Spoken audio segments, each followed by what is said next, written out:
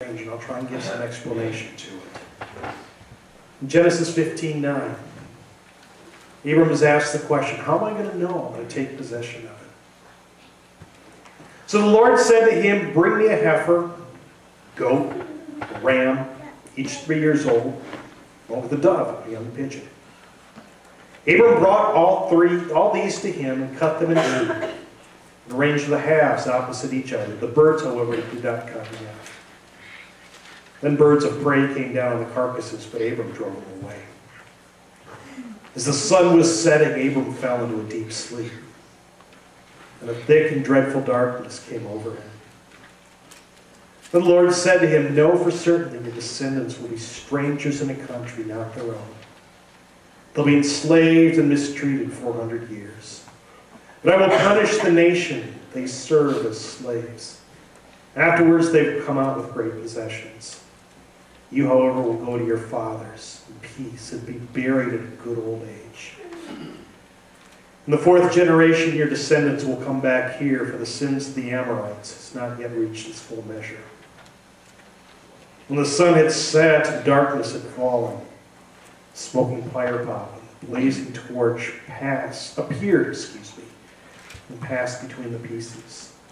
On that day the Lord made a covenant with Abram and said, to your descendants I give you this land, from the river of Egypt to the great river, the Euphrates, the land of the Kenites, the Kenizzites, the Kadmonites, Hittites, Perizzites, Rephites, Amorites, Canaanites, Girgashites, and Jebusites. What is going on here? And this is weird, isn't it? Split some animals. Abram has this vision, these birds of prey come along, and they're going to eat up these dead carcasses that's there. And then Abram falls into this deep sleep and has this vision of this fire pot and torch walking between it. This is the only place in Scripture where something like this happens. There's one other allusion in Jeremiah 34, 18, 19. But the best thing we can discover is that sometimes when people made treaties or legally binding agreements, they would take animals, and Abram takes 3-year-old heifers and the rest of the animals in the prime of their lives. Good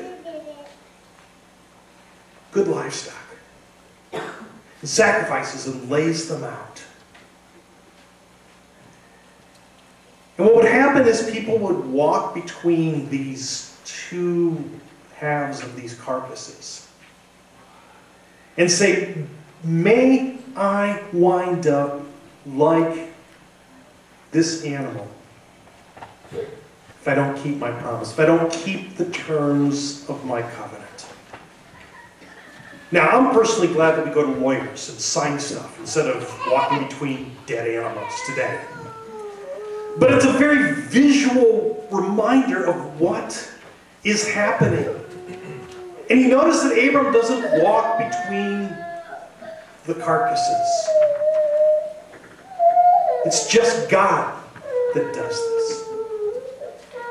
And what God is saying is that, look, Abram, I'm going to keep my promise. My guarantee to you is that if I don't keep my promise to make your descendants as numerous as the stars in the sky, I'm going to stop being God. Now that's an absurd statement because God can't stop being God.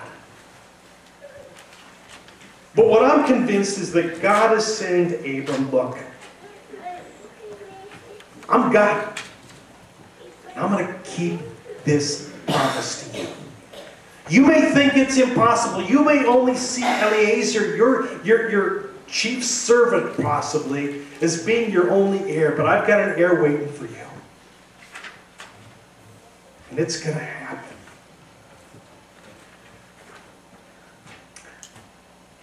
And that's the God who invites us to put our faith in Him.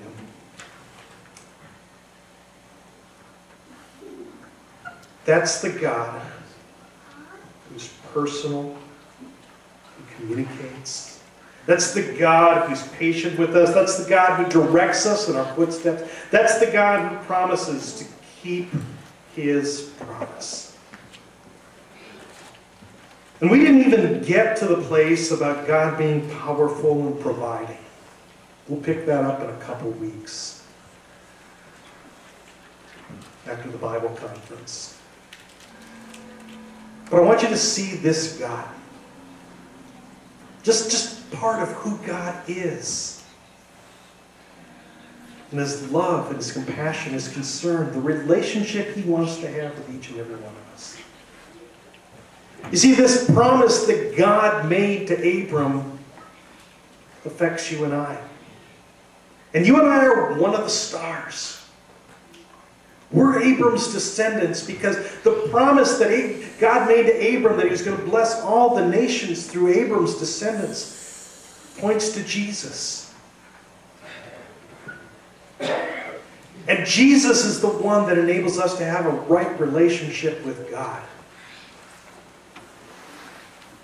Jesus is the one who we believe. We don't work for our salvation. We don't work for sins to be forgiven. We simply believe just like Abram did, and it's credited to us as righteousness. And that's why we, considering these Old Testament texts, celebrate communion this morning. It's a reminder that what God was doing in Abram's life wasn't just something in the pages of history. And it's historical, it happened. But that history is bigger than some man in ancient times. It's for us today. And God invites us to put that same kind of faith in Jesus Christ, His Son, the fulfillment of Abram's promises. So that in our darkest days, we can say, Lord, I don't know what you're doing. I don't get it. But I'm going to trust you. I'm going to know who you are. And I know that you're the God that communicates and you're patient, you direct, and you make promises and you keep them. And I'm going to trust those. I don't know where you need to make that next step of faith today. Maybe it's to put that initial trust in Jesus Christ. Maybe it's to say, Lord, I need to take a step of faith. I don't know where that step is, and where it's going to be, but I'm going to trust you for the unknown. I'm going to trust you for the things that I can't see you quite doing and understand, but I'm going to trust you. Abram believed God and it was credited to him as righteousness. And that same promise holds for us today. May we believe God, and may it be credited to us as righteousness. I invite you to pray with me together. Father God, thank you for your goodness to us. Thank you that you are a God who's willing to communicate with us.